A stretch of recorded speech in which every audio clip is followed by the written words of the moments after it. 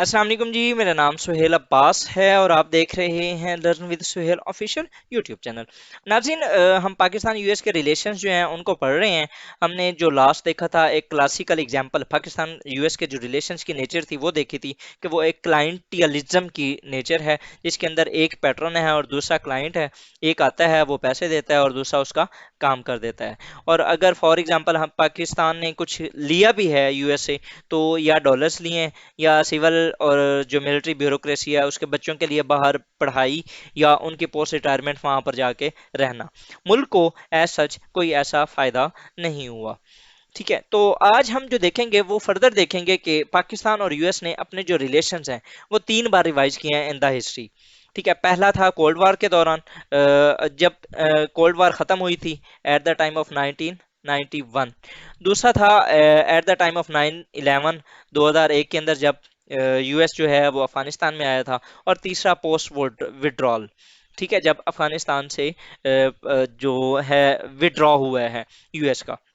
हम ये देखेंगे, ओवरऑल हिस्ट्री तो इसकी देखेंगे ही, लेकिन यहाँ पर मैं बताना आपको ये चाह रहा हूँ कि पाकिस्तान और यूएस के जो रिलेशंस हैं, इवन जब कोल्ड वार के अंदर पाकिस्तान यूएस का एलाई था और हमने मल्टीपल जो वो किए थे अलायंस हमने साइन किए, जिस तरीके से बगदाद पैक्ट था, उसके अलावा मतलब कि इसी को ये सेंटो भी कहते थे इसे, उसके अलावा सीटो हमने किया।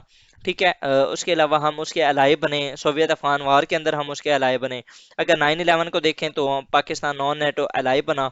ठीक है, ये 3 से 4 बार हम यूएस के अलाय तो बने, लेकिन इस दौरान भी जब हमारा बहुत पीक का टाइम चल रहा था, तब भी कोई ना कोई इशू ऐसा जरूर होता था जिसकी वजह से पाकिस्तान और यूएस के जो रिलेशन थे वो खराब रहते थे। ठीक है, मैं आपको बताना ये चाह रहा हूँ कि even at the time off peak, मतलब कि जब हमारे यूएस के साथ रिलेशंस बहुत ज्यादा क्लोज होते थे, जब हम एलाइज थे और बहुत क्लोज एलाइज थे, एट दैट टाइम भी हमारा जो एक मिसट्रस्ट था, एक जो ट्रस्ट डेफिसिट था, वो हमारे रिलेशंस में रहा है। वो अब देखते हैं कि किस तरीके से, वो कब था। सबसे पहले एक कोल्ड वॉर इरा। अगर हम देखें तो during cold war, anti Soviet war in Afghanistan, जब सोवियत पाकिस्तान ने जब अपना पार्टिसिपेट किया था इन सोवियत अफगान वॉर में, तो उस टाइम क्या था, पाकिस्तान ने जो मुजाहिदीन जनरेट किए थे with the help of Saudi Arabia and USA. उसको अगर आप देखें तो पाकिस्तान काफ़ी क्लोज रहा उनके। उसके अलावा इस सोवियत अफगान वार से पहले हमने सीटो साइन किया, सेंटो साइन किया, over to owing to which military muscles of Pakistan were built.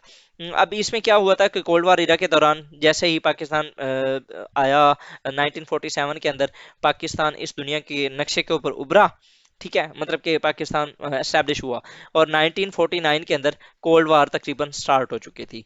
अब हमने दुनिया के अंदर क्योंकि ब्लॉक बन रहे थे, एक साइड पे सोवियत ब्लॉक था, दूसरी साइड पे यूएस का या वेस्टर्न ब्लॉक था, तो दुनिया जितने भी नए कंट्रीज जो डेवलप हो रहे थे, वो क्या कर रहे थे, वो किसी न किसी ब्लॉक का पार्ट बन रहे थे। लेकिन कुछ ऐसे भी थे जो न्यूट्रल रह रहे थे, जो पार्ट बन रहे थे लाइक पाकिस्तान था, और जो न्यूट्रल रह रहे थे लाइक इंडिया था।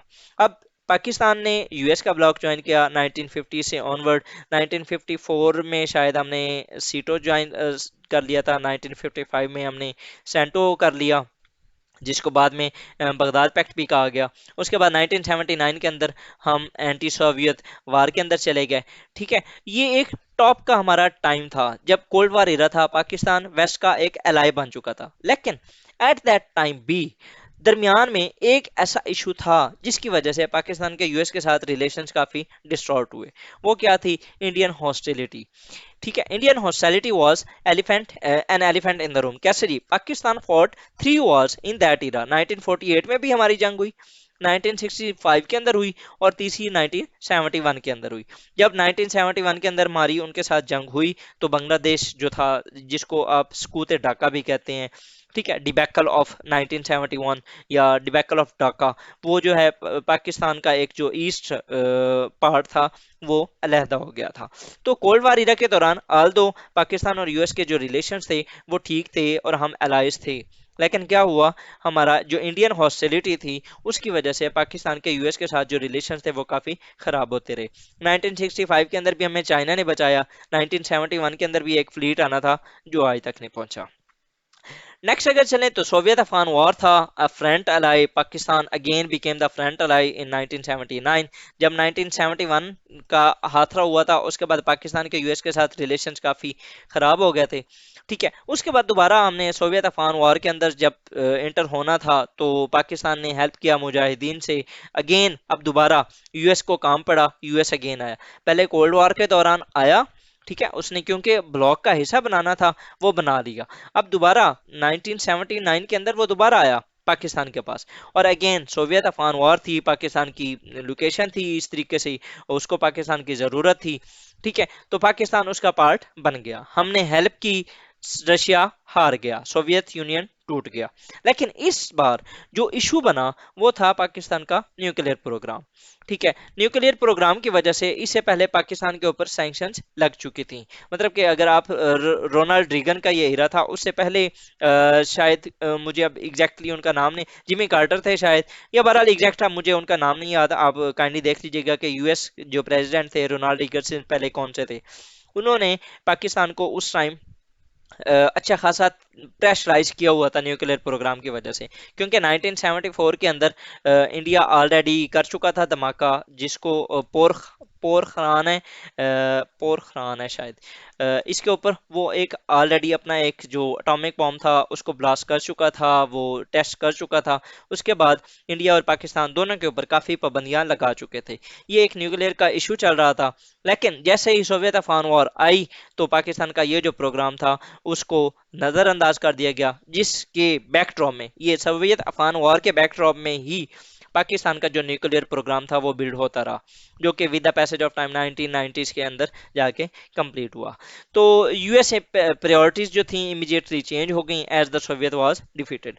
लेकिन बताना यहाँ पर ये चाह रहा हूँ कि जब सोवियत अफगान वॉर हुई तब न्यूक्लियर प्रोग्राम जो था वो एक मेजर इशू था between Pakistan and US relations. Even though कि उस टाइम पाकिस्तान और यूएस के जो रिलेशंस थे वो काफी पीक पे थे, लेकिन न्यूक्लियर प्रोग्राम की वजह से दोनों के दरमियान ट्रस्ट डेफिसिट स्टिल था। नेक्स्ट अगर चलें तो 9/11 incident, Pakistan again became a non NATO ally. Pakistan was declared as a non NATO ally immediately after 9/11 attack. collective operations were being taken place. Trust deficit played here a role of elephant in the room. अब यहाँ पर जो major issue था वो क्या था, trust deficit का। जब हम 9/11 की पॉलिसी देखेंगे या उसके बाद फर्दर हम देखेंगे तो 9/11 के बाद जब अटैक हुआ है और यूएस नेटो के साथ अफगानिस्तान के अंदर आया है, उसके बाद यूएस की जो पॉलिसी थी वो किसी और साइड पे थी और जो पाकिस्तान की पॉलिसी थी वो किसी और साइड पे थी, क्योंकि पाकिस्तान अफगानिस्तान को ऑलरेडी बहुत ज्यादा सपोर्ट कर चुका था। तो पाकिस्तान वहां पर हार्श फोर्सेस या हार्ड फोर्स जो थी, जिसको आप हार्ड पावर कहते हैं, वो यूज करने के हक में नहीं था। इस वजह से पाकिस्तान चाहता था कि तालिबान के साथ बैठ के बात की जाए। पाकिस्तान ने तकरीबन 2001 से लेकर 2009 तक 4 से 5 पीस डील्स की। ठीक है, मतलब कि यूएस अफगानिस्तान तालिबान के साथ जंग लड़ रहा था और पाकिस्तान अफगान तालिबान के साथ पीस डील्स करने की चक्रों में था।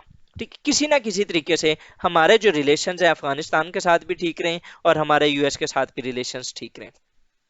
तो ये जो पाकिस्तान की बैकडोर डिप्लोमेसी थी, जिसके अंदर पीस डिप्लोमेसी जिसको कहा जाता है, जिसको मल्टीपल टाइम्स पाकिस्तान ने जो पीस की डील्स की, लेकिन वो जो अफगान तालिबान की वजह से उसको प्रॉपर जो है फुलफिल ना किया गया और उन्होंने तोड़ दी, जिस तरह अभी रिसेंटली पाकिस्तान टीटीपी के साथ कर रहा है और टीटीपी बार बार उन्हें तोड़ रहा है। तो यही सीन उस टाइम भी था।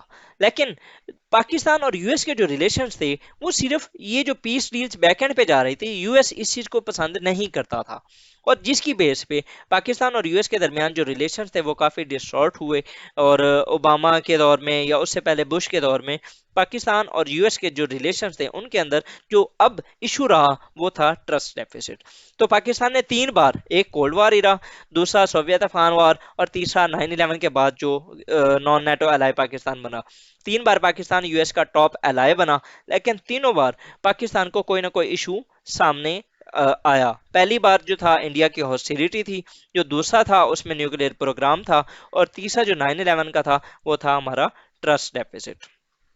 ठीक है, तो ये थे हमारा आज का जो लेक्चर, जिसके अंदर हमने ये देखा कि पाकिस्तान और यूएस के जो रिलेशंस थे वो मल्टीपल टाइम्स रिवाइज हुए हैं, लेकिन जब हमारा इवन के टॉप और पीक का इरा था, तब भी हमारे जो दरमियान में कोई ना कोई ऐसे इश्यूज थे जिनकी वजह से पाकिस्तान और यूएस के जो रिलेशंस थे वो प्रॉपर बहाल ना रह सके। तो आज का लेक्चर जी इख्तिताम को पहुंचता है। With this word ji, thank you for watching my video. अगर आपको अच्छी लगी हो तो आप इसे लाइक करें, सब्सक्राइब करें एंड शेयर करें with your friends, and stay tuned for further lectures. Thank you, Allah Hafiz.